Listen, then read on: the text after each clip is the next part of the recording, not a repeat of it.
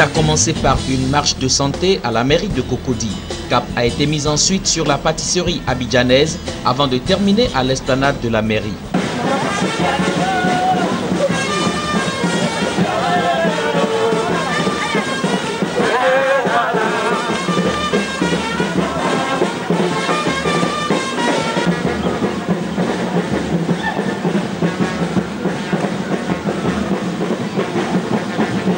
À Abidjan, la journée mondiale de la sensibilisation sur l'autisme a permis de mettre en lumière les difficultés rencontrées par les parents d'enfants autistes, psychiatres, pédopsychiatres, psychologues et médecins. L'objectif est de faire connaître ce handicap longtemps resté sous silence. Souvent, on procède à cette marche pour montrer à la population qu'on peut faire quelque chose avec un enfant autiste. Ce n'est pas une fin en soi. Il ne faudrait pas que les parents en fassent un blocage. C'est un enfant comme tout autre.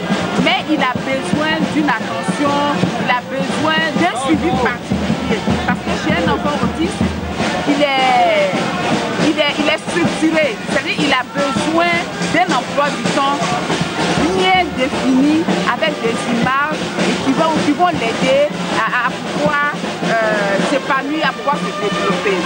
L'état physique de ces enfants, hommes à part entière, en appelle à la clémence des uns et des autres pour un monde de paix et d'amour, comme le témoignent ses poèmes et prestations artistiques. Son bonne fatalité, elle demanda vivement, est-ce ma faute? Moi je vais vivre.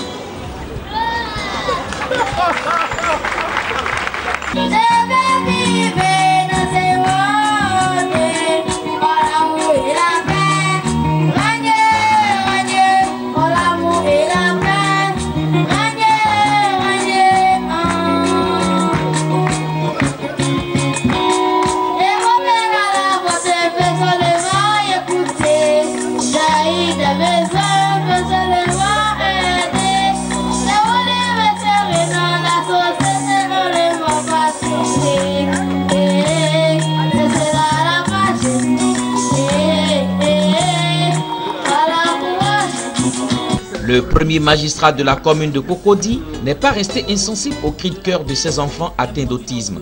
Ngoa Aka Mathias est venu lui-même les rassurer du soutien de son conseil. Au-delà de la mairie, le soutien de tous est attendu pour une prise en compte des enfants autistes. Je vais les soutenir personnellement, physiquement, faire le parcours avec eux pour dire que nous sommes d'accord avec eux et les encourager à continuer, et nous ferons en sorte de trouver quelques appuis pour les aider.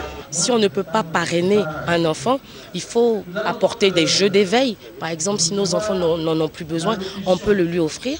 On peut chaque mois décider de faire un don pour la cantine, en vivre et non vivre. Vous savez, tout ce qui est produit d'entretien, javel, poudre à lessive et tout ça.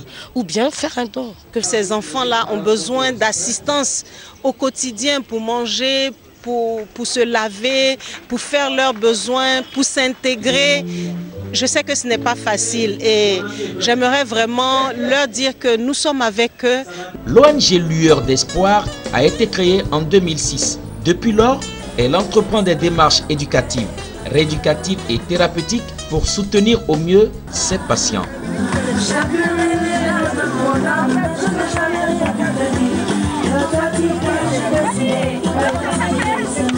Sure.